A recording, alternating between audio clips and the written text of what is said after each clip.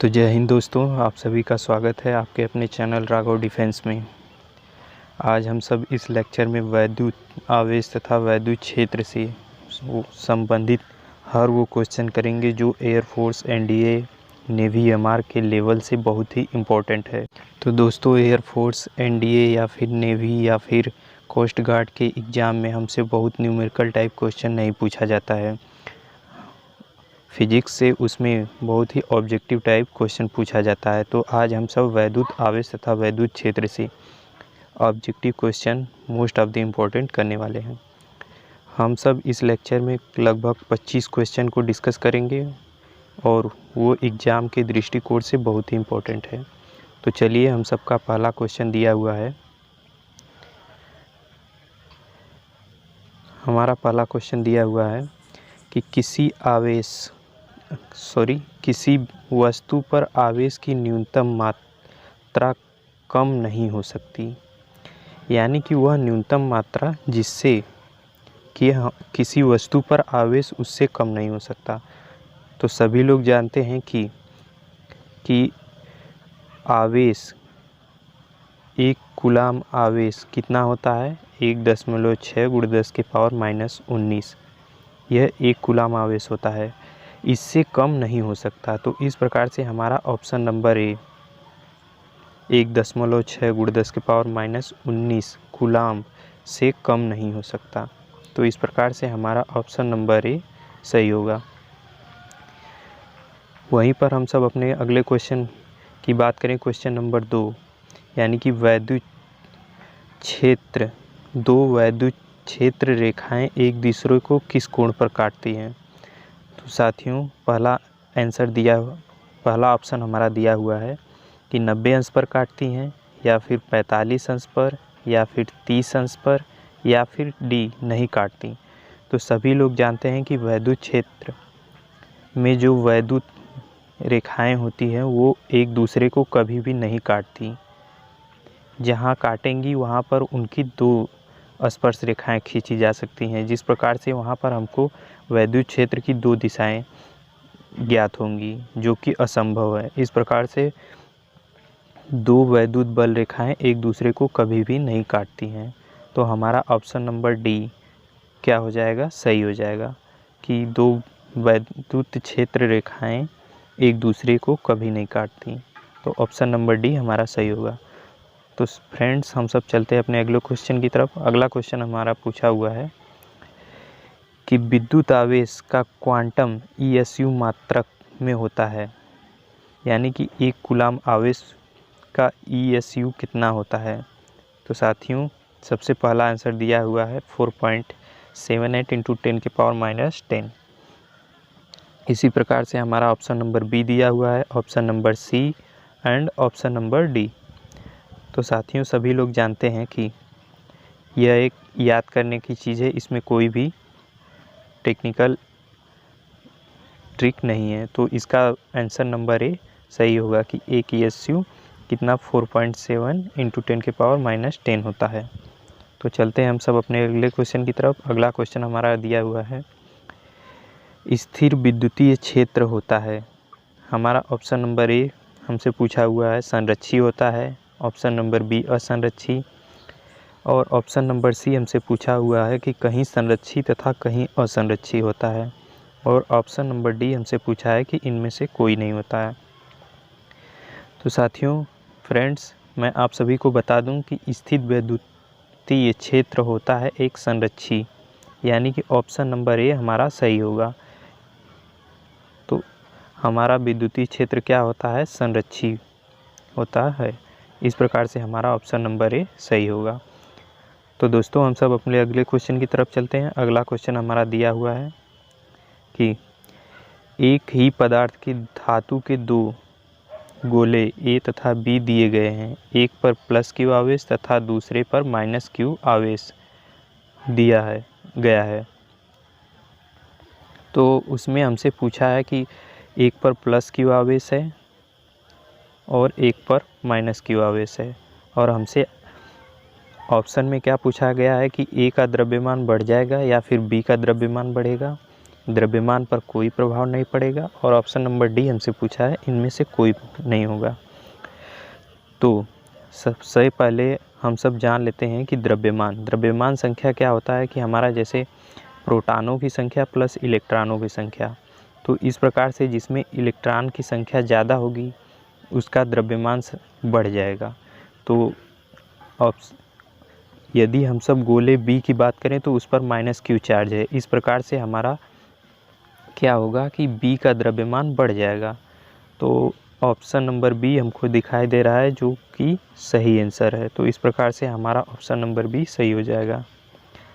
तो दोस्तों हम सब चलते हैं अपने अगले क्वेश्चन की तरफ। हमारा अगला क्वेश्चन क्या दिया हुआ है, इलेक्ट्रॉन का विशिष्ट आवेश होता है। तो विशिष्ट आवेश को जानने से पहले विशिष्ट आवेश का फार्मूला सभी लोग जान लीजिए कि विशिष्ट आवेश क्या होता है कि जैसे Q आवेश हो गया और उसमें उसके द्रव्यमान का भाग दे दिया जाए तो इसी को विशिष्ट आवेश कहते हैं।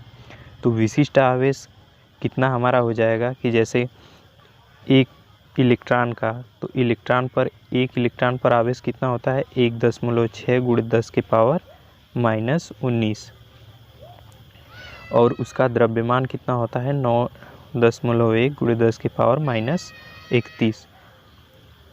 तो यदि हम सब इसमें इसका भाग दे दें तो हमारा आंसर क्या निकल के आएगा, ऑप्शन नंबर ए।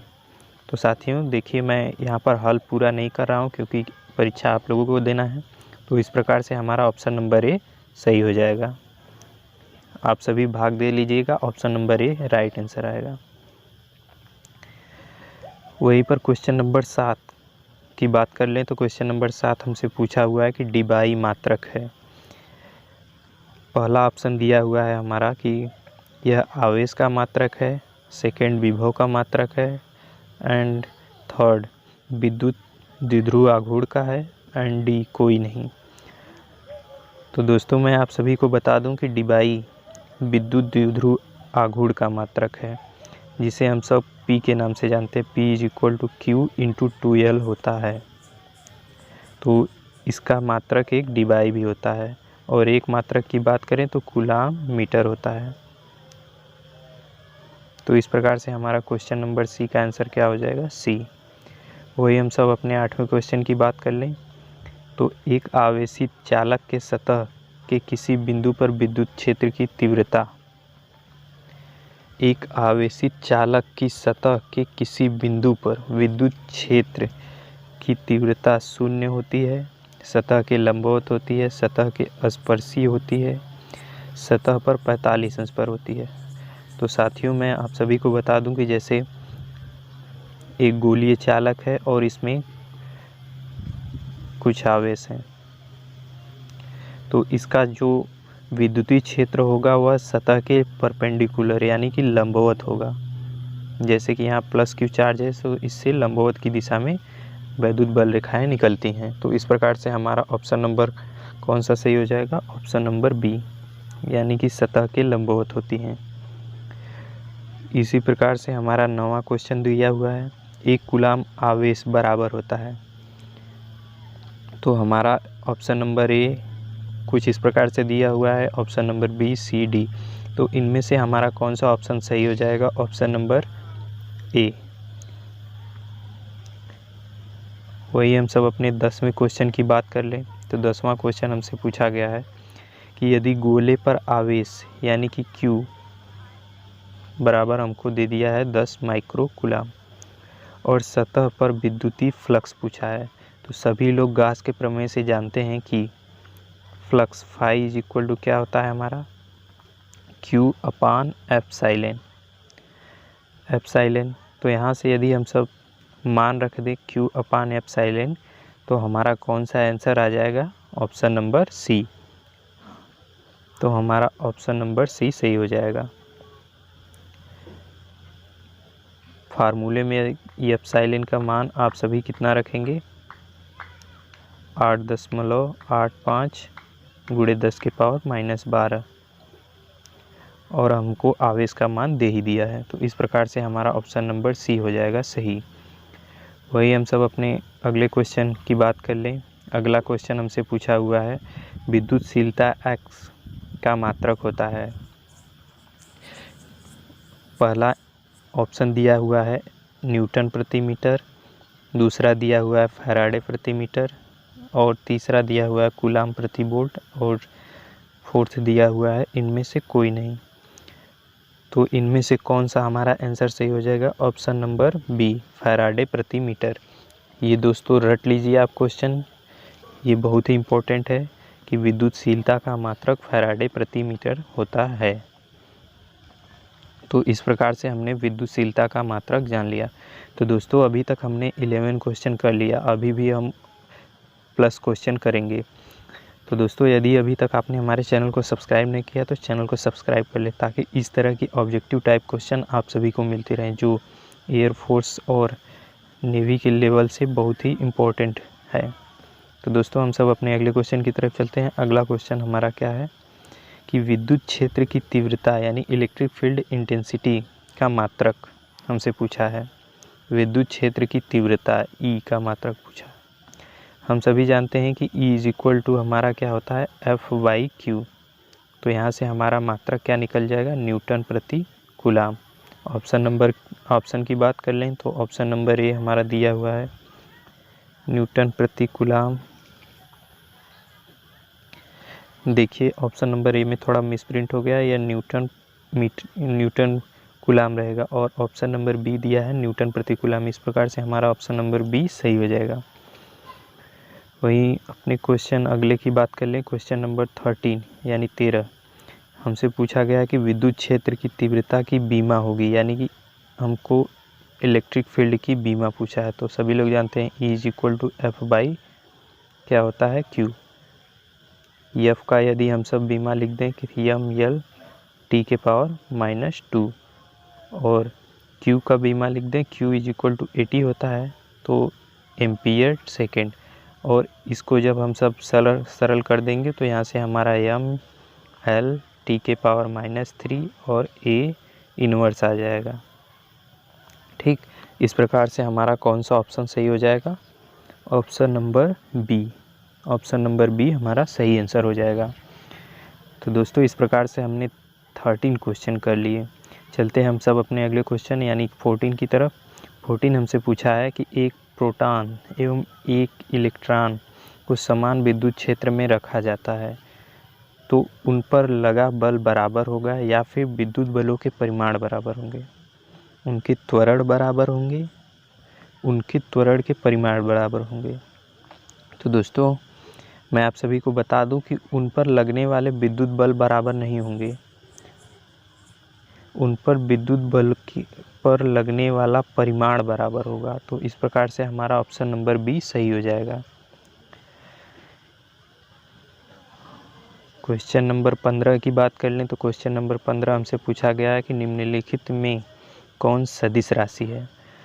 तो ऑप्शन नंबर ए आवेश दिया है। सभी लोग जानते हैं कि Q यानी आवेश एक अदिश राशि है, तो ये हमारा ऑप्शन सही नहीं होगा। धारिता की बात कर ले, धारिता कैपेसिटी, ये भी हमारा एक अदिश राशि है, स्केलर क्वांटिटी। और ऑप्शन नंबर सी की बात कर ले, विद्युत क्षेत्र E, तो सभी लोग जानते हैं कि E यानी कि वैद्युत क्षेत्र को एक डायरेक्शनल वेक्टर कहते हैं, इसकी दिशा हमको बतानी पड़ती है। तो इस प्रकार से ऑप्शन नंबर सी हमारा सही आंसर हो जाएगा। वही ऑप्शन नंबर 16 क्वेश्चन नंबर 16 की बात कर ले तो हमसे पूछा है विद्युत विभव का मात्रक वोल्ट है और यह तुल्य है। तो सबसे पहले विभव का फार्मूला लिख लेते हैं हम सब। विभव इज इक्वल टू हमारा क्या होता है W/Q। तो यहाँ से यदि हम सब W का मात्रक लिखें तो जूल हो जाएगा, और Q की मात्रक लिखें तो कूलाम हो जाएगा। तो इस प्रकार से हमारा वोल्ट बराबर क्या हो जाएगा? जूल प्रति कूलाम। तो इस प्रकार से हमारा ऑप्शन नंबर ए सही हो जाएगा। एकदम डायरेक्टली मैच कर रहा है कि जूल प्रति कूलाम, तो ऑप्शन नंबर ए हमारा सही आंसर हो जाएगा। वही क्वेश्चन नंबर 17 की बात कर ले तो क्वेश्चन नंबर 17 हमसे पूछा है साबुन के एक बुलबुले को जब आवेशित किया जाता है तो उसकी त्रिज्या बढ़ती है घटती है, अपरिवर्तित रहती है या फिर शून्य हो जाती है। तो दोस्तों, यदि आप सब किसी साबुन के बुलबुले को आवेशित करेंगे तो इसमें क्या होगा कि एक प्रकार का खिंचाव उत्पन्न होगा। खिंचाव से क्या होगा कि इसकी जो होगी त्रिज्या बढ़ जाएगी। तो इस प्रकार से इसकी त्रिज्या क्या होगी, बढ़ जाएगी। तो ऑप्शन नंबर ए सही होगा। वही क्वेश्चन नंबर 18 की बात कर ले तो 18 क्वेश्चन में हमसे पूछा है कि विद्युत द्विध्रुव आघूर्ण का एसआई मात्रक क्या होगा।